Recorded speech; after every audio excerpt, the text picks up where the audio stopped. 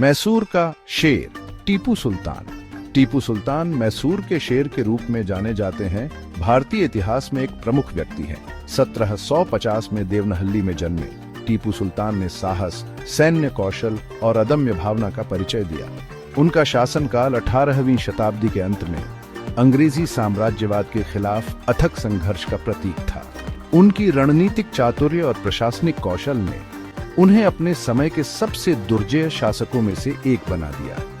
यह निबंध टीपू सुल्तान के जीवन, उनके शासनकाल और स्वतंत्रता सेनानी के रूप में उनकी भूमिका पर प्रकाश डालता है। टीपू सुल्तान के पिता हैदर अली मैसूर सेना में एक सैन्य अधिकारी थे। उन्होंने धीरे धीरे अपनी शक्ति और प्रभाव बढ़ाया और अंततः मैसूर के वास्तविक शासक बन गए। टीपू सुल्तान ने अपने पिता के मार्गदर्शन में सैन्य रणनीति, राजनीति और प्रशासन का गहन ज्ञान प्राप्त किया। कम उम्र से ही उन्हें अपने पिता के सैन्य अभियानों में शामिल किया गया, जहां उन्होंने युद्ध और नेतृत्व में बहुमूल्य अनुभव प्राप्त किया। एक शासक का उदय। 1782 में अपने पिता की मृत्यु के बाद टीपू सुल्तान मैसूर के सिंहासन पर चढ़े। उनके शासनकाल की शुरुआत चुनौतियों से भरी थी, क्योंकि ब्रिटिश ईस्ट इंडिया कंपनी अपनी शक्ति का विस्तार करने के लिए आतुर थी। टीपू सुल्तान ने अपनी प्रजा और अपनी मातृभूमि की स्वतंत्रता की रक्षा के लिए दृढ़ संकल्पित होकर इन खतरों का सामना किया।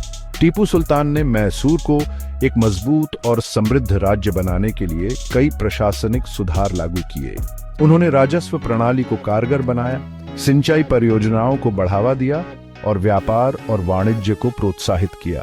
उन्होंने एक नया कैलेंडर और एक नई सिक्का प्रणाली भी पेश की।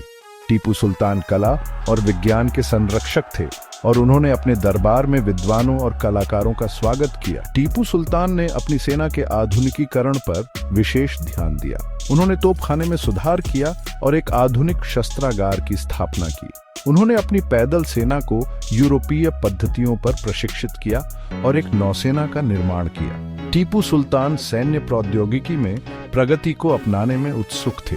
वे रॉकेट के उपयोग में अग्रणी थे और उन्होंने अपनी सेना में युद्ध रॉकेटों को शामिल किया। युद्ध के मैदान में और उसके बाहर नवाचार। टीपू सुल्तान अपनी सैन्य प्रतिभा के लिए प्रसिद्ध थे। उन्होंने ब्रिटिश सेना के खिलाफ कई लड़ाइयां लड़ी और अपनी वीरता और रणनीतिक कौशल के लिए जाने गए। वे एक दूरदर्शी शासक भी थे और उन्होंने अपने राज्य के आर्थिक और सैन्य विकास में कई नवाचार किए।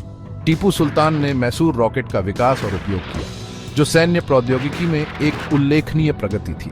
ये रॉकेट अपने समय के तोपखाने से अधिक उन्नत थे और उन्होंने अंग्रेजी सेना को काफी नुकसान पहुंचाया। उनके पास एक मजबूत नौसेना भी थी और उन्होंने अपने राज्य की सीमाओं की रक्षा के लिए एक नौसेना बेस स्थापित किया। टीपू सुल्तान को उनके प्रगतिशील दृष्टिकोण और धर्मनिरपेक्ष मूल्यों के लिए भी जाना जाता था। उन्होंने अपने राज्य में हिंदुओं और मुसलमानों के साथ समान व्यवहार किया और सभी धर्मों के प्रति सहिष्णुता और सम्मान को बढ़ावा दिया। उन्होंने मंदिरों और मस्जिदों सहित कई धार्मिक स्थलों का संरक्षण किया। अंग्रेजी प्रभुत्व के खिलाफ संघर्ष। टीपू सुल्तान ने अपने शासनकाल के दौरान अंग्रेजों के खिलाफ कई युद्ध लड़े, जिन्हें एंग्लो मैसूर युद्धों के रूप में जाना जाता है। उन्होंने बहादुरी से लड़ाई लड़ी और अंग्रेजी सेना को कई हार का सामना करना पड़ा। हालांकि अंग्रेजों ने अपनी ताकत और संसाधनों को बढ़ा दिया और अंततः 1799 में श्रीरंगपट्टनम की लड़ाई में टीपू सुल्तान को हरा दिया। टीपू सुल्तान ने अपने राज्य की रक्षा करते हुए वीरगति प्राप्त की। टीपू सुल्तान की मृत्यु भारतीय इतिहास में एक महत्वपूर्ण मोड़ थी। उनकी मृत्यु के साथ मैसूर स्वतंत्रता के लिए प्रतिरोध का एक प्रमुख केंद्र बन गया। हालांकि अंग्रेजों के खिलाफ उनकी बहादुरी और अदम्य भावना ने आने वाली पीढ़ियों को प्रेरित किया। टीपू सुल्तान की विरासत भारत के इतिहास में अमिट है। उन्हें स्वतंत्रता, साहस और नवाचार के प्रतीक के रूप में याद किया जाता है। सैन्य रणनीति, प्रशासनिक सुधारों और तकनीकी प्रगति में उनके योगदान ने उन्हें अपने समय से आगे का व्यक्ति बना दिया।